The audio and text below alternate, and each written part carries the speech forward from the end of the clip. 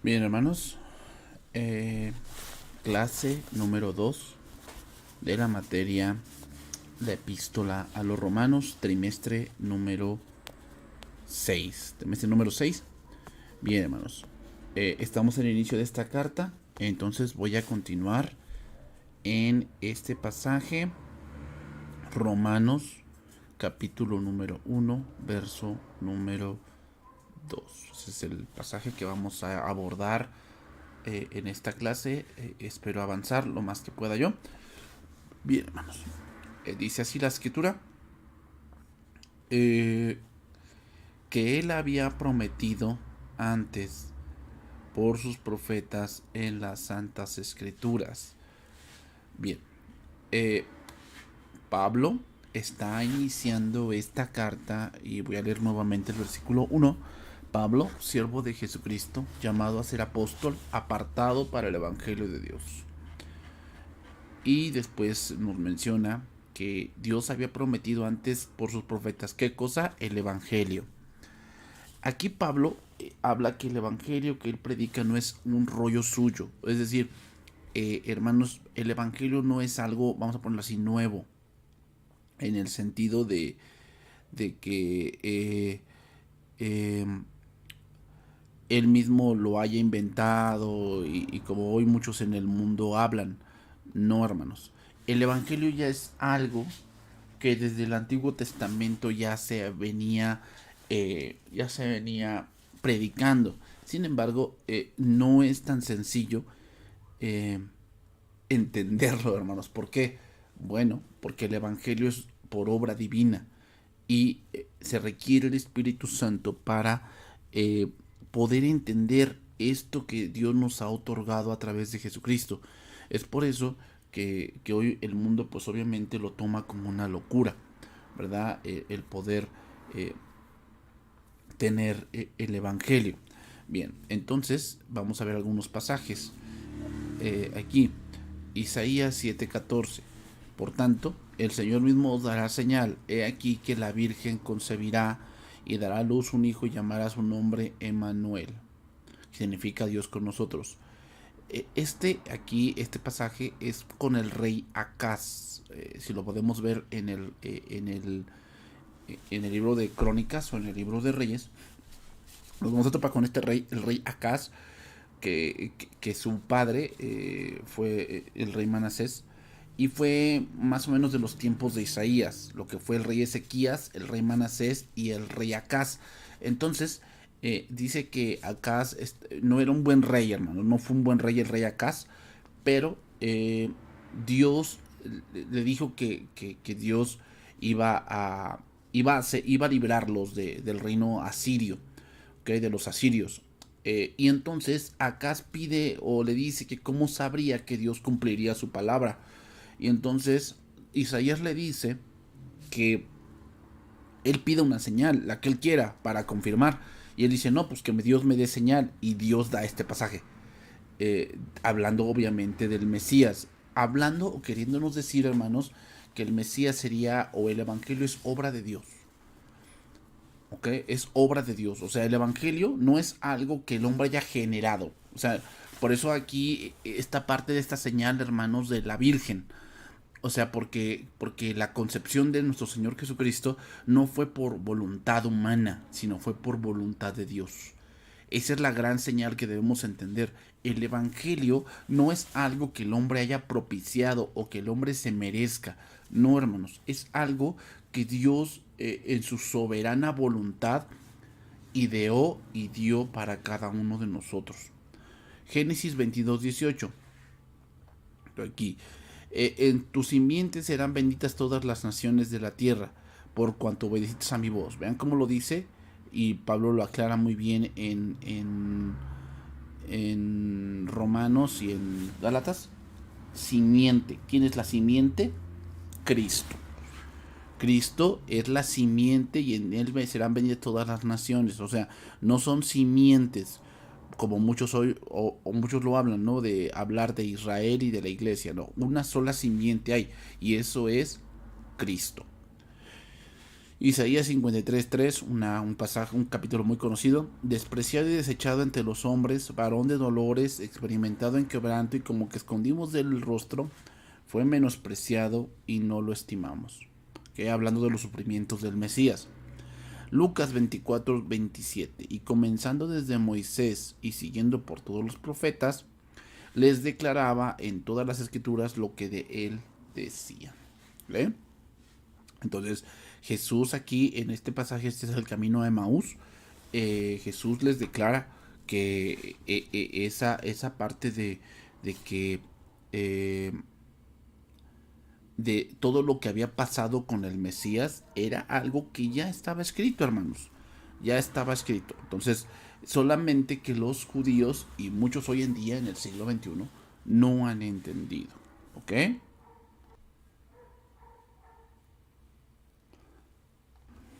Bien, entonces pasamos al siguiente versículo. Romanos capítulo 1, verso número 3. Acerca de su Hijo. ¿De qué trata el Evangelio? Pues de Jesucristo. Nuestro Señor Jesucristo, que era del linaje de David según la carne. ¿Okay? Aquí Pablo enfatiza de dónde provino Jesucristo según genealogía terrenal, y en este caso es de la familia de David. Y eso, al tenerlo bien en claro que él es del linaje de David, nos hace ver, hermanos, que él es un legítimo heredero al trono de David. Que él es el rey no solamente de los judíos, él es el rey del universo. ¿Okay? Y obviamente él es el hijo que Dios le prometió a David también, que siempre habría alguien que se sentase en su trono, y obviamente se va a sentar en su trono alguien que su reino no tendrá o no tiene fin. ¿Okay? Salmo capítulo 8, el Salmo capítulo 8 también nos marca esto, pero aquí podemos ver en el Evangelio de Mateo, que es un evangelio dedicado a judíos, el cómo el Evangelio de Mateo da una genealogía hasta llegar a este punto, ¿no? Después de la deportación de Babilonia, Jeconías, Salatiel, Zorobabel, Abiud, Eliakim, Azor, Sadoc, Akim, Eliud, Eleazar, Matán, Jacob, José, marido de María, y ahí vino Jesús llamado el Cristo. Entonces, de manera que todas las generaciones de Abraham hasta David son 14. Desde David hasta la deportación, 14. Y de la deportación hasta Cristo, 14. ¿Ok?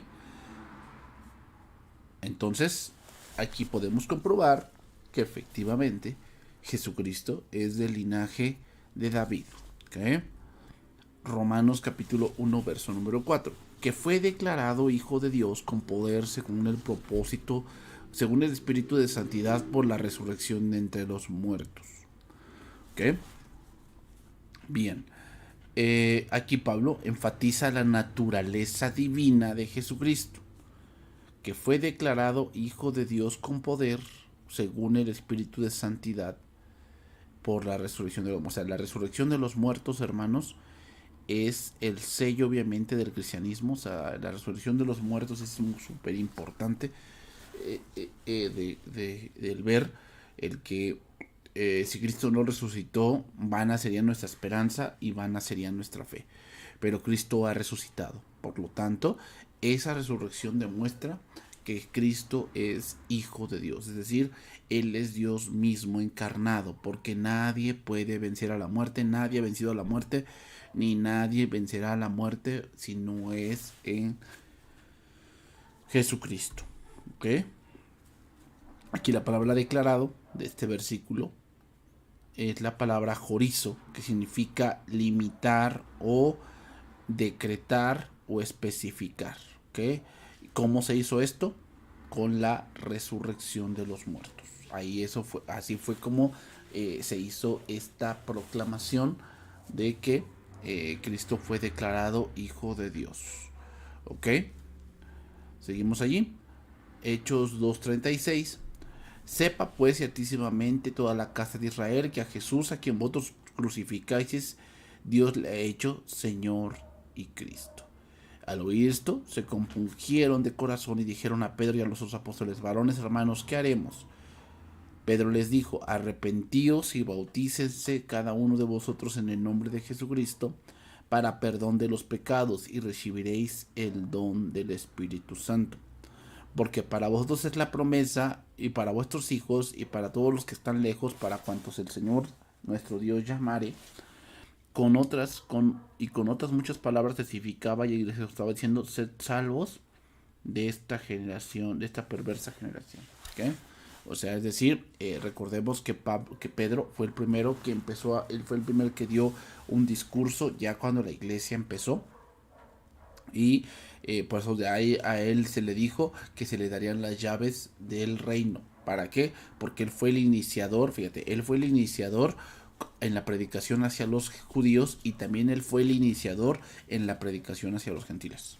Ya el ministerio hacia los gentiles fue con Pablo, pero la iniciación, o sea, la apertura, la primera prédica hacia los gentiles y hacia los judíos vino por parte del apóstol Pedro.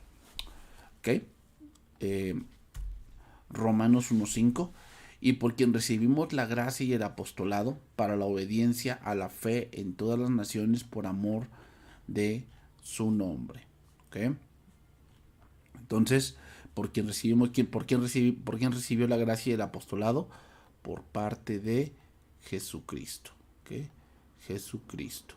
Entonces, para la obediencia a la fe en todas las naciones por amor de su nombre. Aquí fe no es confianza, sino es un llamado que Dios ya le había hecho. Parece para la obediencia al llamado en todas las naciones por amor de su nombre. Es decir, para la obediencia a eso, en a aquello para cual Dios lo había llamado. O sea, ser apóstol no es para simplemente andar mandando y a ver qué hacemos, ¿no? No. O sea, Pablo lo que está diciendo aquí es que Dios lo hizo apóstol, pero por un propósito. Y ese propósito debe hacerse en fe. Es decir, debe hacerse en el punto de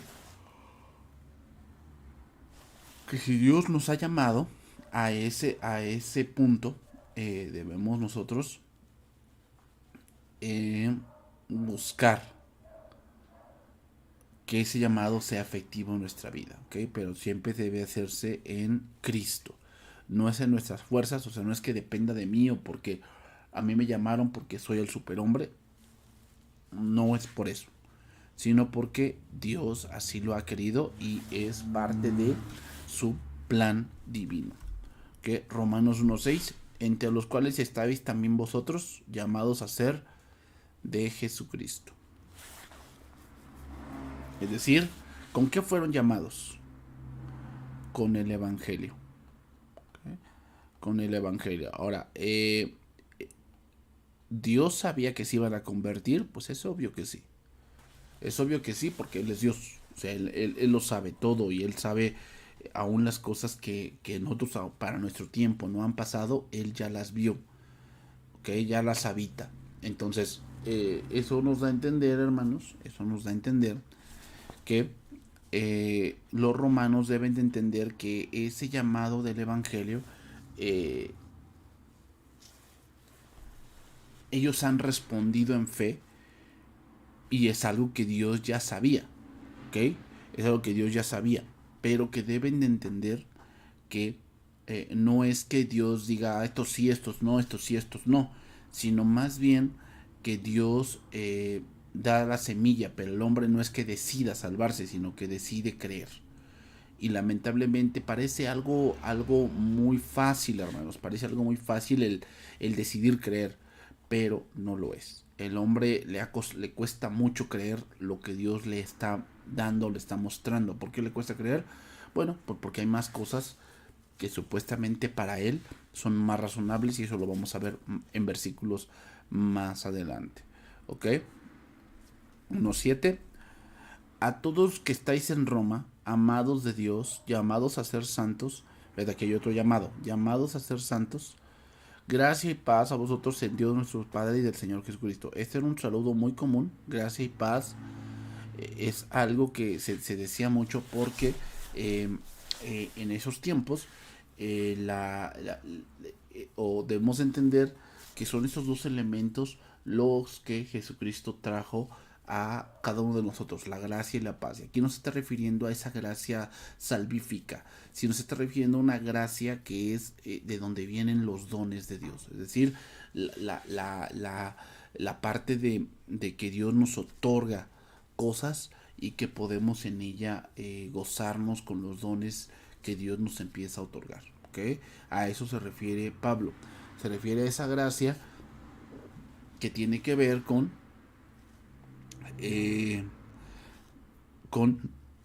los favores inmerecidos de Dios y obviamente la paz, que es esa paz con Dios encontrada en Jesucristo, pero también se refiere a esa paz que solamente el creyente tiene. ¿Ok? Solamente el creyente tiene. O sea, es una paz que no depende de las circunstancias y no depende de la economía. Depende de nuestra comunión con Cristo. ¿Ok? Por eso dice ahí, a todos los que estáis en Roma, amados de Dios, llamados a ser santos.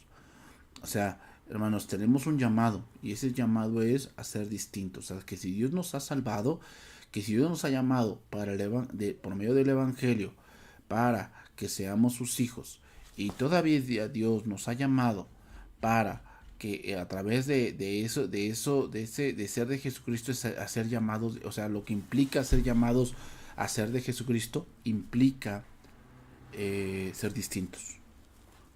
¿Okay? Eso es lo que implica ser santos, o sea, apartados. Tenemos el llamado a ser diferentes, a ser apartados por Dios en donde nos encontremos. Ese es el llamado que Dios también nos ha hecho. O sea, no solamente es ser llamados a que, bueno, ya soy cristiano y a ver cómo me las arreglo. No. Hemos sido llamados a ser la iglesia, hermanos. Este es un saludo acostumbrado, excepto en Timoteo y Tito. Este saludo lleva en sí toda la información y lleva el favor inmerecido de Dios. ¿Okay? Seguimos ahí.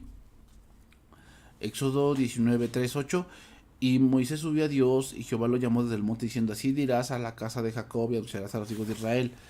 Vosotros visteis lo que hice a los egipcios y cómo os tomé sobre las alas de águila y os he traído a mí. Ahora pues, si diereis oído a mi voz, guardaréis mi pacto. Vosotros seréis mi especial tesoro sobre todos los pueblos, porque mía es toda la tierra. ¿Cómo serían su especial tesoro? Guardando su pacto. ¿Okay?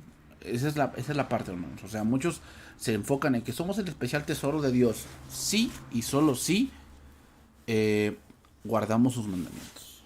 No se puede ser el especial tesoro de Dios si no guardamos sus mandamientos, hermanos.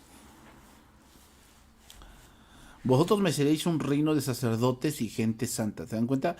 Nombra aquí sacerdotes, hermanos, porque el sacerdocio, recuerden que era una parte muy singular del pueblo de Israel. O sea, es más, la misma tribu a la cual se le encargó este ministerio, pues era una tribu diferente. O sea, Leví tenía conceptos muy distintos a lo que todo el pueblo conocía. O sea, todo el pueblo tenía tierras, ellos no tenían. Todo el pueblo tal vez vivía de un trabajo, ¿cómo decirlo? Común, ¿ok? Común. Pero el sacerdocio no era común, o sea, era un trabajo dado por Dios, o sea, debía hacerse o operarse de acuerdo a las normas de Dios, o sea, no era algo común el ministerio de los sacerdotes. Entonces, Dios junta sacerdotes y gente santa, dando a entender que ahora la iglesia no es algo común, hermanos. O sea, entonces quiere decir que una persona que trabaja para Dios dentro de la congregación no está teniendo un trabajo común. Por eso la gente como que no concibe en su mente que una persona trabaje de pastor. O sea, no lo concibe, o sea, se da una idea. Pero ¿por qué? Porque no es un trabajo común. O sea, es algo que Dios ya ha instituido y que es un trabajo que está fuera de lo común, hermanos. Entonces esa es la idea que Dios está transmitiendo. Estas son las palabras que dirás a los hijos de Israel. Entonces vino Moisés y llamó a los ancianos del pueblo y expuso en presencia de ellos todas las palabras que Jehová le había mandado. Y todo el pueblo respondió a una y dijeron, todo lo que Jehová ha dicho, haremos. Y Moisés refirió a Jehová las palabras del pueblo. Luego vamos a ver más adelante, lo podemos ver en los siguientes pasajes, que pues luego se les olvidó, ¿verdad? 40 días después se les olvidó ahí su compromiso. Romanos 1.8, ahí vemos el título, deseo de Pablo de visitar Roma. Que recuerden que Pablo se dice que sí fue a Roma ya después de, pero cuando había escrito esta carta, Pablo aún no había visitado Roma. Pablo lo visitó en otro punto en calidad de preso, ¿ok? Pero no escribe a esta iglesia no con conocimiento, ¿ok? Primeramente doy gracias a mi Dios, mediante Jesucristo, con respecto a todos vosotros, de que vuestra fe se divulga por todo el mundo. De que vuestra fe se divulga por todo el mundo. En este caso, todo el mundo se refiere a Roma, ¿ok? Aquí no se refiere a todo el mundo del mundo, sino es una hipérbole, hablando de que el mundo conocido en ese momento había conocido ya el Evangelio, porque muchos de ellos predicaban el Evangelio. O sea, no solamente Pablo predicaba el Evangelio, sino que también muchos creyentes de otros lugares predicaban el Evangelio, y eso es lo que daba gusto a Pablo, ¿no? En Corintios dice que algunos predican a Cristo por celo, otros por competencia, pero dice Pablo, no me importa, con tal de que el Evangelio sea predicado. Entonces nos deja ver que el nombre de quien oraba Pablo mediante Jesucristo hacia el Padre, y Pablo les está reconociendo una fama que ellos tenían, es decir, tenían un buen testimonio y era una iglesia fiel y apegada a las escrituras. Es decir, el motivo de la carta que Pablo está escribiendo aquí no era por arreglar algo deficiente como lo era por sí la carta a los Corintios, sino que era para enriquecer. La carta a los romanos es para enriquecer la vida cristiana. O sea, también eso es lo que debemos de tener bien en claro, hermanos. Un cristiano, un nuevo creyente, pues sí, o sea, ya pasa por el Evangelio y conoció de Cristo y conoció sus mandamientos, conoció sus milagros, conoció su ministerio, conoció su obra en la cruz, conoció la tumba vacía, o sea, conoció todo eso. Pero la vida cristiana no termina allí. La vida cristiana ahora tiene que ser enriquecida, y por eso la carta a los romanos es la carta perfecta para que la vida cristiana o el cristiano nuevo sea enriquecido con las riquezas de Cristo. ¿Ok? Entonces esto nos hace denotar algo personal de la existencia de Dios, es decir, que Él no tiene duda alguna de que en su creencia era algo verdadero sin mentira. Cuando se refiere a todo, se refiere a todos nosotros, y hace en este énfasis, hermanos. ¿Okay? Santiago 2.14, amados hermanos, ¿de qué sirve a uno decir que tiene fe y no lo demuestra con sus acciones? ¿Puede esta clase de fe salvar a alguien? O sea, es decir, ¿tendrá la fe que salva? O sea, no es que una fe que acciona me salve. Lo que está diciendo aquí el apóstol Santiago es que no podemos decir que yo, un ejemplo más terrenal, ¿no? Yo no puedo decir que yo soy un médico y yo me dedico a la mecánica, o sea, y me van a decir, pues, ¿qué estás haciendo aquí, no? O sea, yo estoy trabajando de mecánico, arreglando autos, pero yo digo, es que yo soy médico. Y pues me van a decir, zapatero a tus zapatos, ¿no? Porque me van a decir que porque no me dedico entonces a lo que yo estudié o a lo que yo me dediqué, ¿no? Eso mismo, o sea, un cristiano puede decir, es que yo sí soy cristiano, pero su fe no se ve, o sea, no se demuestra con sus hechos que de verdad él sea cristiano, sino se demuestra que él como que aún tiene dudas, como que él no está caminando en el camino que Dios le ha indicado. Eso es ser santo, hermanos. Ser santo significa, pues, hacer las obras cuerdas de lo que yo profeso. O sea, si yo estoy profesando que soy cristiano, y si yo estoy profesando que soy hijo de Dios, pues es obvio que debo de caminar en ese punto, ¿no? Romanos 1.9. Porque testigo me es Dios, a quien sirvo en mi espíritu, en el evangelio de su Hijo, de que sin cesar hago mención de vosotros siempre en mis oraciones. Veamos cómo Pablo aquí nos insta a que oremos por las congregaciones, hermanos. O sea, esto es algo bueno de orar. O sea, necesitamos orar por nuestras congregaciones, necesitamos orar por nuestras congregaciones hermanas. En este caso nosotros de Ibri, pues tenemos varias congregaciones hermanas que tal vez no conocemos físicamente. O sea, tal vez no las conocemos físicamente, nunca hemos tomado una reunión allí o nunca nos hemos parado físicamente allí, pero sabemos que existen. Entonces veamos aquí que Pablo, aunque él no había visitado, por si él nunca visitó la iglesia de los colosenses, o sea, él nunca la visitó, nunca la conoció. Sin embargo, Pablo le escribió a esa iglesia y también les dice que ora por ellos. Entonces, hermanos, es un buen hábito que como creyentes oremos por nuestras iglesias hermanas. O sea, sí, tal vez en nuestra congregación hay problemas, pero no solamente en tu congregación hay problemas, que es algo común, hermanos. O sea, donde no hay problemas. O sea, donde no hay problemas, en tu negocio tal vez hay problemas, en tu trabajo de fábrica hay problemas, a veces en tu familia misma, en tu matrimonio hay problemas, con tus hijos hay problemas, aún contigo mismo a lo mejor tienes un problema todavía de algo que te hicieron en tu juventud y aún a lo mejor no puedes superar. O sea, veamos o sea, que la iglesia no está exenta. ¿Por qué no está exenta de los problemas la iglesia? Bueno, no está exenta porque pues está lleno de seres humanos. Entonces, pues es obvio que los seres humanos, pues somos personas muy complicadas en el punto de relacionarnos, ¿no? Y eso provoca, pues, problemas, hermanos, provoca problemas.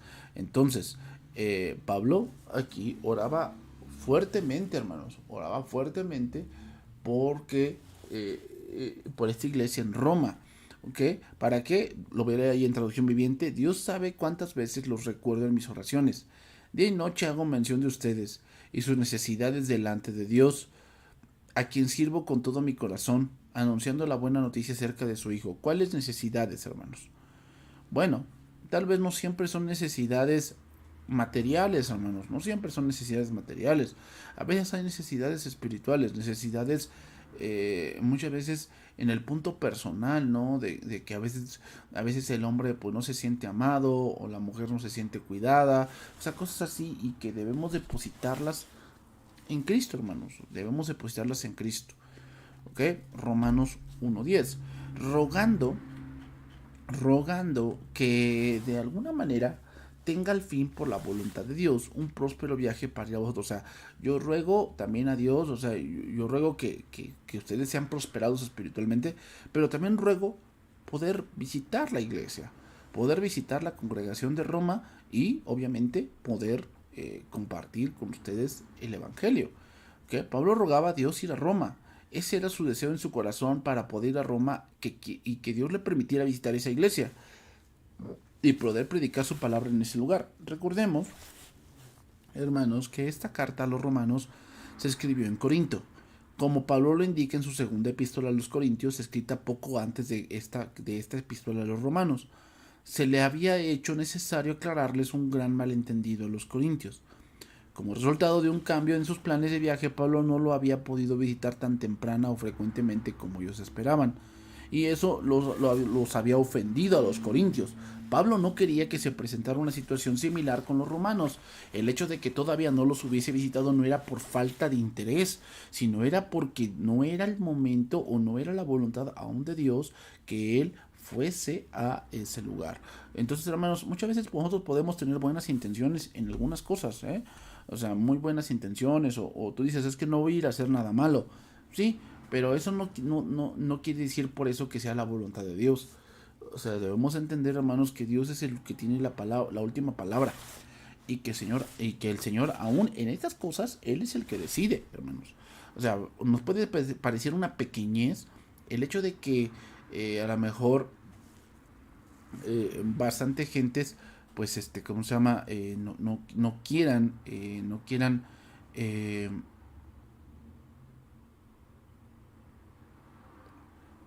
ponerse a pensar que Dios tiene el control aún en ese tipo de decisiones. Pero es verdad, hermanos. O sea, muchas veces nosotros tenemos planeado ciertas cosas y aún dentro de la congregación se pueden planear ciertas reuniones que nosotros creemos que son buenas, pero no necesariamente así son. ¿Ok? Romanos 1:11 y 12. Porque deseo veros para comunicaros algún don espiritual a fin de que sean confirmados. Y esto es para ser mutuamente confortados en la fe que nos es común a ustedes y a mí. Pues tengo muchos deseos de visitarlos para llevarles algún don espiritual que los ayude a crecer firmes en el Señor.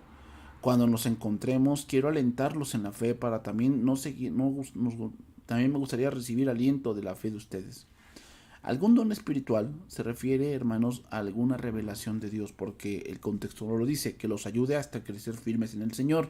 Si nosotros leemos 1 Corintios capítulo 14, nos vamos a dar cuenta, hermanos, que Pablo compara el don de profecía con el don de lenguas, y les dice que él prefiere hablar 10 palabras, pero con el entendimiento, que muchas sin el entendimiento. O sea, comparando de que es mejor tener revelación de Dios para la iglesia y la iglesia sea edificada, a que hablar muchas palabras en lengua extraña y que la iglesia no sea edificada y solamente seas edificado tú. Entonces, eh, eh, Pablo, eso es lo que se refiere con algún don espiritual, o sea, alguna revelación. ¿A qué me refiero revelación? Me refiero a entender ciertas partes de la escritura donde el Señor edifique la iglesia. Entonces no se refiere a don de lenguas o ese tipo de cosas.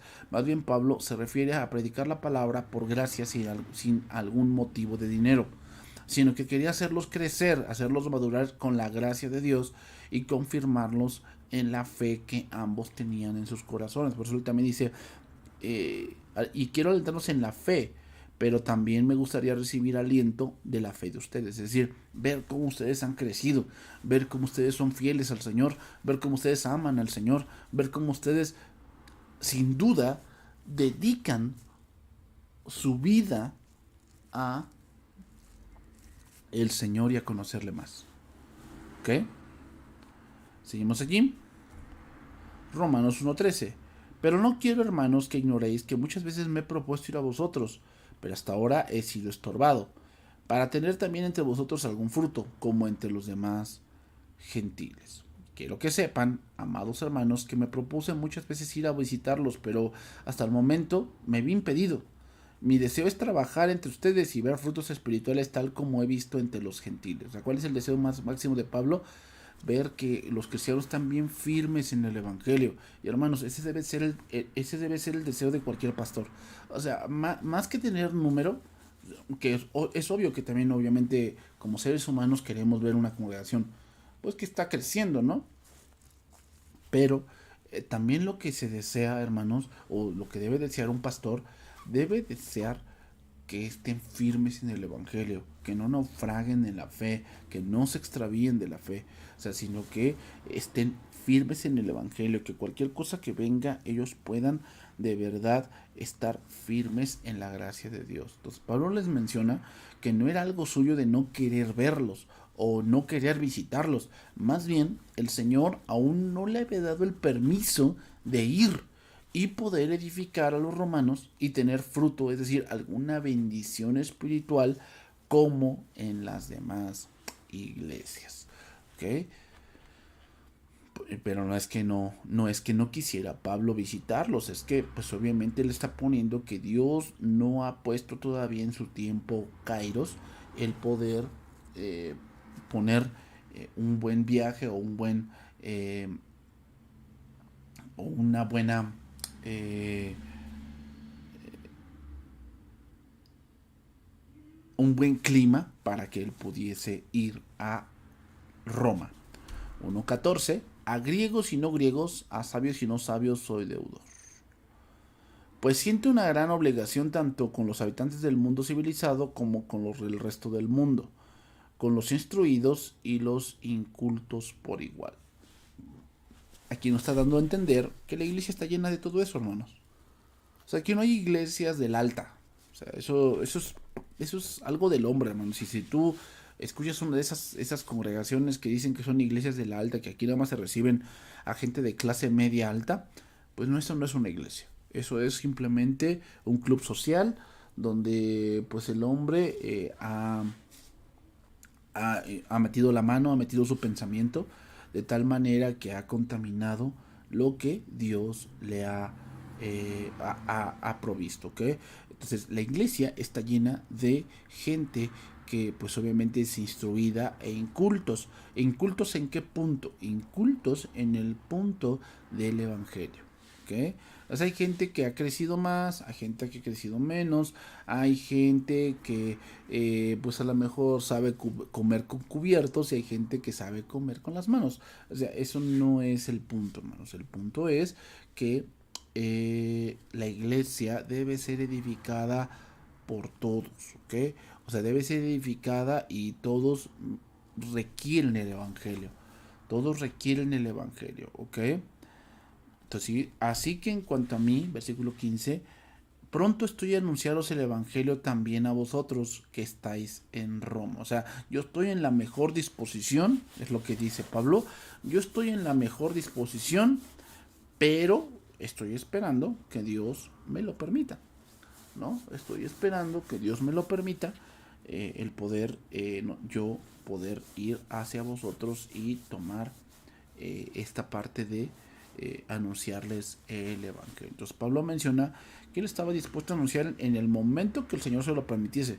Y cuando el Señor diera luz verde, haría el trabajo que tanto ha propuesto en su corazón realizar en la iglesia del Señor.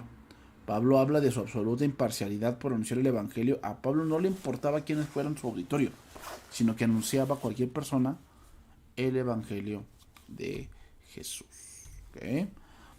¿Okay? Entonces, le voy a ir dejando aquí, hermanos, para que la siguiente clase yo inicie con el poder del Evangelio. Estar estudiando estos pasajes donde el Evangelio vemos que es poder de Dios para salvación. Bien, hermanos, que Dios les bendiga. Nos vemos la siguiente clase. Muchas bendiciones y que tengan un excelente día. Bendiciones.